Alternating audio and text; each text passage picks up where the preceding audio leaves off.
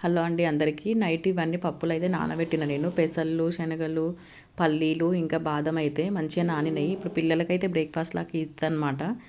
ఇంక ఇక్కడ నైటు పాప హెయిర్‌కి తలస్నానం చేసుకోనికి వాటర్ అయితే ఇవన్నీ కలిపి నానబెట్టిన. ఇప్పుడైతే ఉడికిన తర్వాత వడగట్టుకోవాలి. ఇక్కడైతే మార్నింగ్ ఇంకా అవన్నీ పనులు అయిపోయిన తర్వాత రైస్ అయితే పెడుతున్నా ఇక్కడ. బాబుకి ఈరోజు హాఫ్ డేస్ కదా, ఇంకా 7:30కి బస్సు వస్తుంది. ఇంక ఈరోజైతే కింద పైన అంత ఏం క్లీన్ చేయలేదు. ఫస్ట్ వంట చేసిన తర్వాత ఇంకా చెయ్యాలి. ఇంకా పాపకు కూడా ఎగ్జామ్స్ అయిపోయినాయి కాబట్టి ఆమె అయితే ఇక్కడ పైన క్లీన్ చేస్తుంది. నేను తర్వాత కింద చేస్తా. ఇక్కడ రైస్ కడిగి పెట్టి కొంచెం చాయ్ అయితే పెట్టిన. ఇంకా కొన్ని హాట్ వాటర్ డైలీ తాగుతాం కదా, హాట్ వాటర్ కూడా పెట్టేసి టమాటా పప్పు చేద్దామని ఇక్కడైతే కుక్కర్లో కొంచెం పప్పు అయితే వేసుకొని మంచిగా కొంచెం నీట్గా కడుక్కోవాలి. కడిగిన తర్వాత పసుపు, కొంచెం కారం, అల్లం వెల్లుల్లి, టమాటో. ఇక్కడైతే నేను చాయ్ పెట్టినా కదా, పాలైతే పెట్టేసిన. అందులో కొంచెం చక్కెర, కొంచెం చాయ్ పత్తి వేస్తే అది మరుగుతూ ఉంటుంది. ఇంకా పప్పులు అయితే అవన్నీ వేసుకుందాం మనం ఇప్పుడు. పాలు ఫ్రిడ్జ్లో అయితే పెట్టేస్తాం మిగతావి. ఇంకా బయట ఉంటే ఎండాకాలం వచ్చేసింది కదా, ఖరాబ్ అవుతాయి అనమాట. ఇక్కడైతే చాయ్ పత్తి లేదు. ఇంకా కొత్త ప్యాకెట్ ఉంటే అదైతే విప్పి అందులో డబ్బాలు అయితే పోసుకుంటున్నా. చాలా రోజులైంది నేనైతే వీడియోలు పెట్టక. ఇంక ఇప్పుడు పెడదాం అనేసి అయితే వీడియోలు వ్లాగ్స్ అయితే పెడుతున్నా. కొంచెం చాయ్ అయితే పెట్టిన నేను, ఎక్కువ పెట్టలేదన్నమాట. ఎక్కువ తాగడం లేదు అసలు, ఎండాకాలం వచ్చేసింది కదా.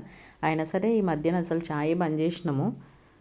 ఏదో కొద్దిగా ఇట్లా ఒక 2-3 సిప్పులు అట్లా పెట్టిన అనమాట. ఇక్కడ వాటర్ కూడా రెడీ అయిపోయినాయి తాగడానికి. పాప బాబుకి మాకందరికీ హాట్ వాటర్ అయితే కంపల్సరీ మార్నింగ్. పప్పులో సరిపడినన్ని వాటర్ పోసుకొని ఇంకా ఉప్పు, కారం, అల్లం ఎల్లిగడ్డ, ఇంకా టమాటాలు 2 అయితే కట్ చేసుకొని వేసుకుంటున్నాను నేను ఇక్కడైతే. అల్లం వెల్లుల్లి, కరివేపాకు వేసి మూత పెట్టేసి ఇంకా విజిల్ అయితే రానియాలి ఒక 4 లేదా 5. ఒకటే కర్రీ ఏం సరిపోదు, ఇంకా వేరే మళ్ళీ చెయ్యాలి. ఇప్పుడు బాబుకి ఇన్స్టెంట్గా తనకు తొందరగా టైం అవుతుంది కదా అనేసి ఫస్ట్ టమాటా పప్పు అయితే చేస్తున్నా.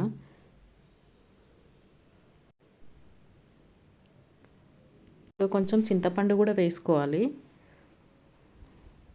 చింతపండు ఇప్పుడు ఉడికేటప్పుడు వేసినాం అనుకో, కొంచెం అప్పుడప్పుడు పప్పు ఉడకదనమాట.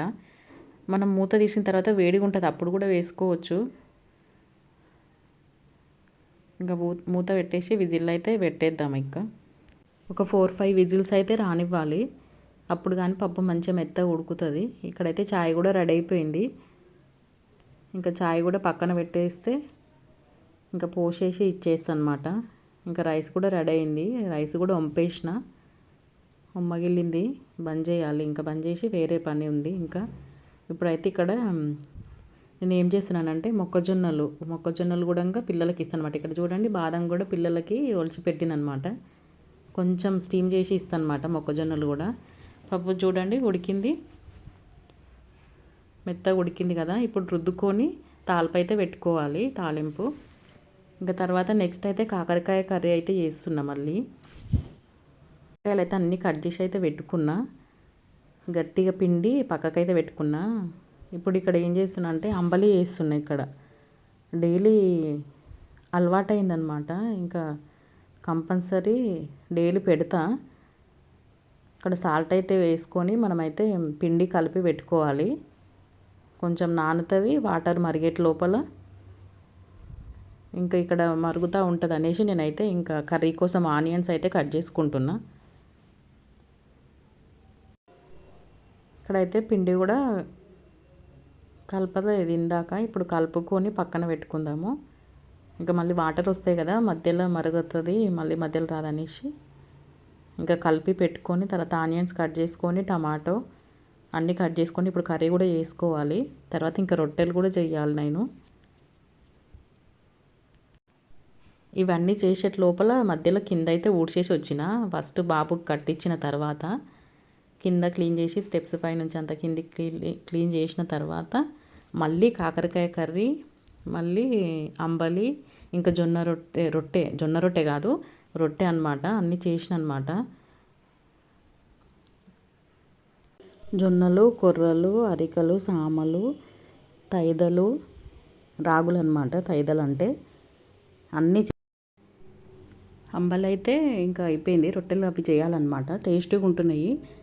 ఏదో ఒక విధంగా చిరుధాన్యాలు తినడం బెటర్ అనమాట. అందుకనే అవి పిండి పట్టించి రొట్టెలు అయితే చేస్తున్నాను అనమాట. ఇక్కడ పిండి కలిపిన తర్వాత వాటర్లో అంబలి పక్కకు పెట్టేసి ఇక్కడ కర్రీ అయితే చేస్తున్నాను నేను ఇప్పుడు. ఆయిల్ పోసుకోవాలి ముందుగా.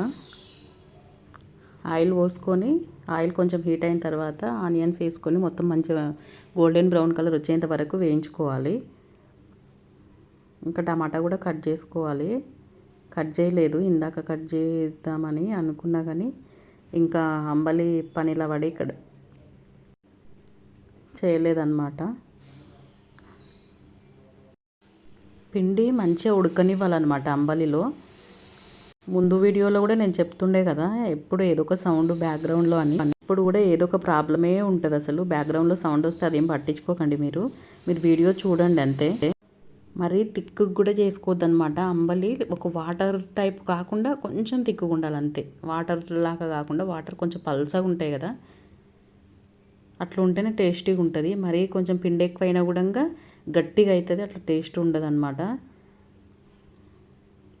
చూడండి ఇంకా మరుగుతూ ఉందన్నమాట. ఇప్పుడు పిండి బాగా ఉడికిన తర్వాత ఇంకా స్టవ్ బంద్ చేయాలి. చల్లబడ్డ తర్వాత ఇంకా గట్టిగా అవుతుంది. చల్లబడ్డ తర్వాత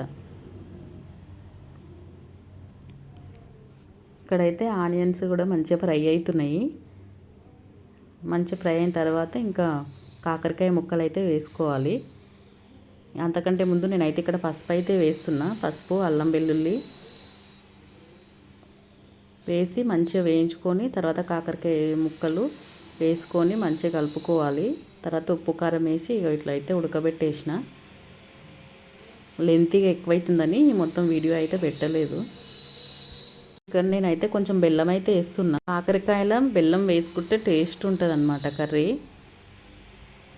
పులుపు వేయడం వల్ల పుల్ల పుల్లగా తీయగా. ఇంకా నేను మొత్తం రొట్టెల కోసమే కాకరకాయ కర్రీ చేస్తున్నాను అనమాట. ఇప్పుడు కొంచెం సేపు ఇట్లా మూత పెట్టేసి తర్వాత చింతపండు రసం అయితే పోసుకోవాలి. చింతపండు నానలేదన్నమాట, అందుకే గట్టిగా విసుకాల్సి వస్తుంది. కొంచెం పోసుకోవాలి, మళ్ళీ ఎక్కువ కూడా పోసుకోవద్దు. ఎక్కువ పోసుకుంటే మళ్ళీ పుల్లగా అవుతుంది. చూసి పోసుకోవాలి. మనం ఇంట్లో అందరు ఎట్లా తింటారో, పుల్లగా తింటారా లేదా అనేది చూసుకొని అయితే పోసుకోవాలి. నేను కొంచెం పోసి అయితే మొత్తం కలిపిన. టమాటా కూడా వేసిన అనమాట. కొంచెం సేపు మూత పెట్టి లాస్ట్కు చివరిలో కొంచెం కొత్తిమీర వేసుకొని చూడండి దగ్గరకు వచ్చేసింది. కొత్తిమీర వేసుకొని దించేసుకోవాలి. ఇంకా ఇప్పుడైతే రొట్టెలు అయితే చేసుకుందాము. గంజి ఇందాక ఫస్ట్ బాబు పోకముందు వండిన కదా రైసు, చల్లగా అయిందనమాట. చల్లగా అయితే మంచి జిగి రాదనేసి నేను ఇక్కడ గంజిని అయితే కొంచెం వేడి పెడుతున్నా. రొట్టెలు అయితే చేసేసిన చూడండి. 4-5 అయితే చేసిన రొట్టెలు.